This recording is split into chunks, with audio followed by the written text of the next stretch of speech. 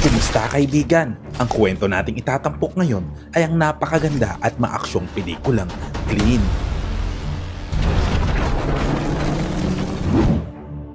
Nagsimula ang kwento sa pagpapakita sa isang lalaking nagngangalang Clean, isang basurero na araw-araw na nagtatrabaho sa mga lugar na kontrolado ng mga gangster.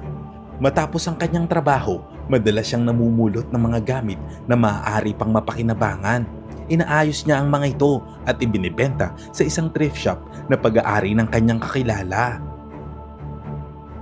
Mula nang makipaghiwalay siya sa kanyang asawa, mag-isa na siyang nakatira sa isang workshop habang ang kanyang anak na babae ay matagal nang pumanaw dahil sa karamdaman. Kapag siya ay mag-isa, lagi niyang naaalala ang kanyang anak at tila tinotorture siya ng mga alaala nito dahil patuloy niyang sinisisi ang kanyang sarili sa nangyari sa kanyang pinakamamahal na anak. Dahil dito, sinubukan ni Clean na bumawi sa pamamagitan ng pagbibigay pansin sa kanyang kapitbahay na si Diane, isang dalagita na ulila na at nakatira lamang sa kanyang lola. Samantala, sa ibang lugar, isang lalaki na nagngangalang Michael ang makikitang naghihintay sa kanyang anak na si Mikey sa harap ng kulungan dahil lalaya na ito ngayong araw. Ngunit paglabas nito ay mas pinili ni Mikey na sumama sa kanyang mga kaibigan na sumundo sa kanya kaysa sa kanyang ama.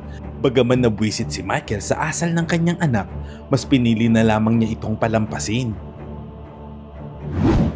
Kinagabihan, habang namumulot ng basura, napansin ni Clint sina Michael at ilan sa kanyang mga tauhan na tila may kahinahinalang ginagawa sa harap ng restaurant ni Michael.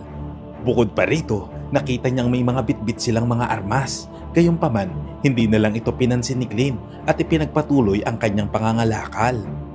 Samantala, malalaman natin na bukod sa pagpapatakbo ng isang restaurant, sangkot din pala si Michael sa mga iligal na negosyo tulad ng pagtutulak ng droga na ini-smuggle niya mula sa China. Itinatago nila ang droga sa loob ng mga isda, saka ito inilalabas at paghahaluin ni Michael bago ibenta sa merkado. Nang gabing iyon, galit na galit si Michael dahil ang package na ipinadala mula sa China ay hindi ayon sa kanilang napagkasunduan, kaya siya ay nalugi sa transaksyong iyon. Kinabukasan, nakita ni Clint si Diane na naglalakad papuntang eskwela. Ikinwento ni Diane na wala nang bumabiyaheng school bus sa kanilang lugar at sira na rin ang kotse ng kanyang lola, kaya napipilitan siyang maglakad. Inalok naman siya ni Michael na ihatid sa eskwela. Pagkatapos nito, lihim niyang iniwan sa harap ng bahay ng dalagita ang isang bisikletang pag-aari noon ng kanyang yumaong anak.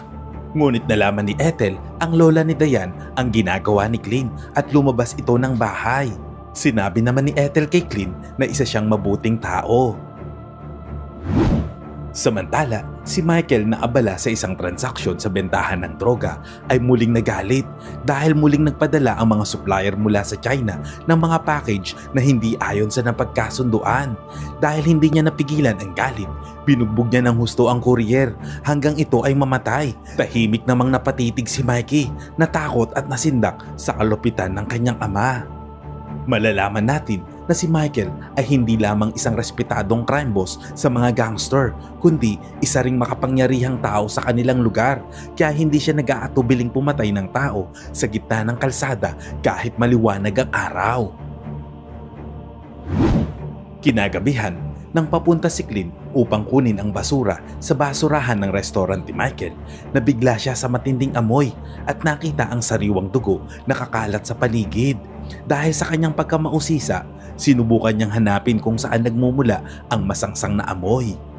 Ngunit biglang sumulpot si Michael sa kanyang likuran. Inaabutan ni Michael si Clint ng pera upang linisin ang gulong ginawa niya. Gayunpaman, tumanggi si Clint at piniling huwag masangkot sa anumang gawain ni Michael, saka bumalik sa kanyang normal na trabaho bilang basurero. Isang araw, nasiraan ng sasakyan si Clint sa gitna ng daan habang papunta sa trabaho. Ilang sandali lang, nakita niya ang isang lalaki na hinahabol ng grupo ng mga gangster. Naabutan ng mga ito ang lalaki at na-corner sa isang makipot na eskinita, saka sabay-sabay na pinagtulungan. Habang tinutulungan ni Clint ang lalaki, Biglang lumitaw ang isa sa mga lalaki na kabilang sa mga gangster sa kanyang likuran at agad siyang binanatan sa ulo hanggang sa mawalan siya ng malay. Makalipas ang ilang sandali, nagising si Clint at napagtantong nasa hospital na siya. Ipinaliwanag ng doktor na malala ang sugat niya sa kanyang ulo at napakaswerte niyang nabuhay pa. Pinayuhan siya ng doktor na magpatuloy sa gamutan bilang outpatient at binigyan siya ng mga reseta. Ngunit tumanggi naman si Clint at piniling umuwi na lamang. Sa daan pa uwi, nadaanan niya si Diane na nakikisama sa mga kabataang siga sa lugar. Dahil sa pag-aalala para sa kaligtasan ng dalagita, inutusan siya ni Clint na umuwi na ito agad. Ngunit sumagot si Diane na wala siyang karapatan na utusan siya dahil hindi naman siya ang kanyang ama. Sinubukan naman ng mga kabataan na palayasin si Clint. Ngunit kahit na tumanggi si Diane noong una, kalaunan ay sumunod din siya sa hiling ni Clint at iniwan ang mga pasaway na kabataan.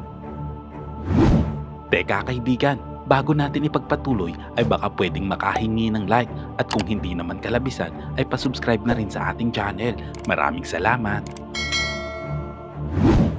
Samantala, nagkaroon ng mainitang pagtatalo sina Michael at ang kanyang anak na si Mikey habang kumakain ng hapunan.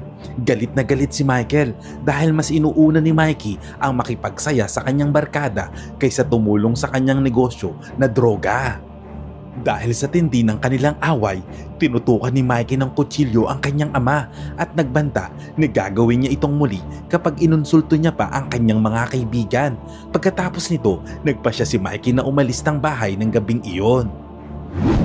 Samantala, natagpuan ni Clint ang bisikleta ni Diane na nakaparada sa harap ng isang abandonadong bahay na ginagamit bilang hideout ng mga kabataang siga. Nang pumasok si Clint, nakita niyang pinipilit si Diane na gumamit ng droga at alak habang inaabuso rin siya ng mga kamoteng kabataan. Makikita rin na inire-record ng mga kabataang ito ang kanilang ginagawa at planong ipakalat ito sa kanilang mga kaibigan. Hindi naman nagdalawang isip si Clint, agad niyang pinagbubugbog ang mga ito gamit ang bakal na tubo. Wala siyang sinanto, lahat sila ay ginulpi niya. Matapos niyang mapabagsak ang lahat, doon lamang niya napagtanto na ang isa sa mga kabataang iyon ay si Mikey, ang anak ni Michael na nabugbog niya ng husto at lubhang nasugatan. Agad niyang kinuha si Diane palayo roon bago pa siya makita ng mga pulis o ang ama ni Mikey. Sa ibang eksena, matapos gamutin sa ospital ng ilang araw, nakabalik na rin si Mikey sa kanilang bahay.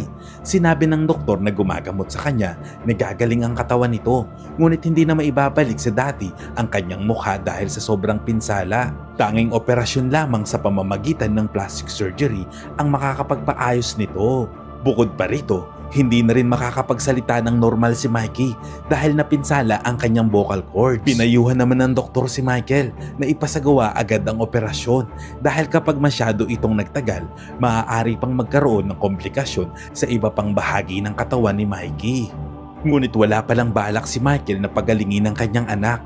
Pinili pa niyang hayaan ang kalagayan nito bilang parusa dahil hindi ito marunong sumunod sa kanyang mga magulang.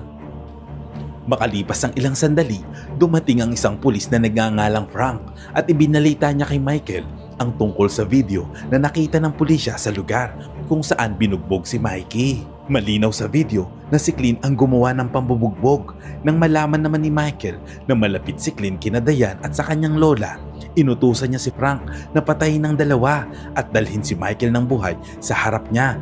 Patunay na kontrolado ni Michael ang mga pulis sa kanilang lugar para sa pansariling interes. Samantala, nang malaman ni Clint na maghihiganti si Michael dahil sa nangyari sa kanyang anak, agad niyang pinuntahan sina Diane at ang kanyang lola upang isama palabas ng syudad at lumayo hanggat maaari. Ngunit sa daan, napilitan siyang huminto nang marinig ang sirena ng isang sasakyan ng pulis na nagpahinto sa kanya. Sa una, naisip ni Clint na sumuko na lamang sa pulis upang mailigtas sina Diane at ang kanyang lola mula sa kamay ng mga tauhan ni Michael. Ngunit agad niyang naalala na kasabwat ni Michael ang mga pulis kaya't pinaharurot niya ang sasakyan at tumakas mula roon. Matapos makalayo, tumigil siya sa isang restaurant. Habang pumunta sa banyo sina Diane at ang kanyang lola, pinasok ni Clint ang isa sa mga kotse na nakaparada at balak niyang gamitin ito upang tuluyang maligaw ang mga pulis at ang mga tauhan ni Michael na humahabol sa kanila. Ngunit sa parehong oras, nakita naman ng mga tauhan ni Michael ang sasakyan ni Clint na nakaparada roon at agad silang nagtungo sa lugar. Samantala, sina Diane at Ethel na napansin ang presensya ng mga tauhan ni Michael sa may entrance ay agad na nagtangkang tumakas at naghanap ng taguan o ibang daan palabas. Si Clint na napansin din ang pagdating ng mga tauhan ni Michael ay pumasok sa gusali sa likurang pintuan. Matagumpay na napatay ni Clint ang ilan sa mga tauhan ni Michael at natagpuan sila Diane at ang kanyang lola na nagtatago sa isang bodega.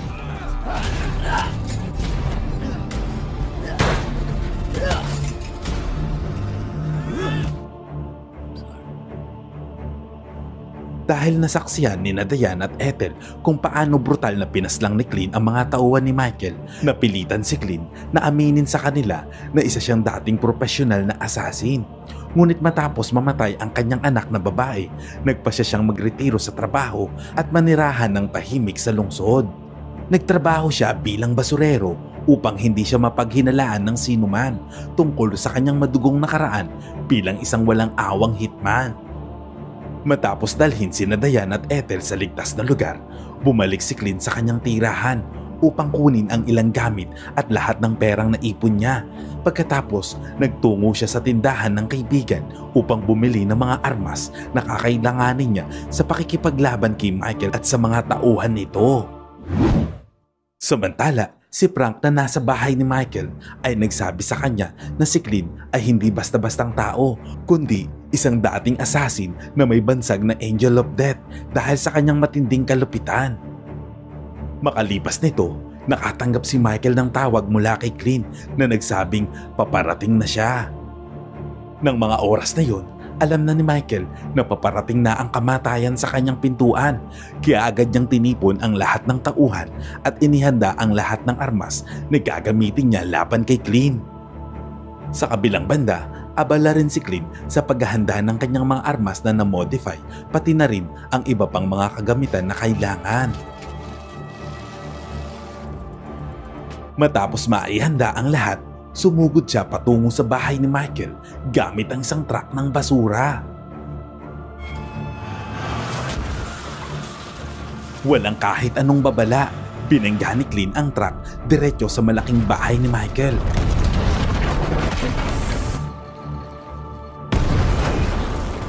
Bigla namang nawala ng kuryente sa loob, ngunit nagawa ni Clint na kumilos sa dilim at patayin ng lahat ng tauhan ni Michael nang walang kahirap-hirap.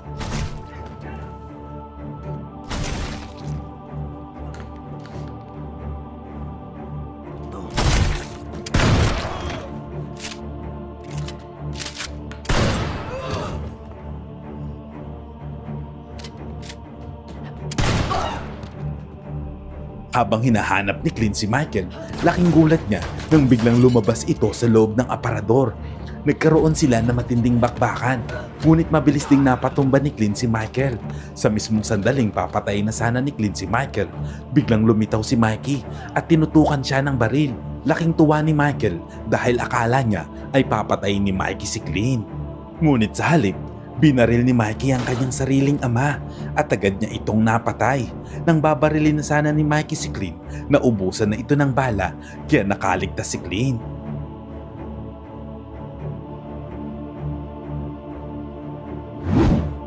Sa pagtatapos ng pelikula, makikita si Diane na nagbibisikleta sa lansangan ng lungsod na ngayon ay malaya na mula sa mga siga at sindikato.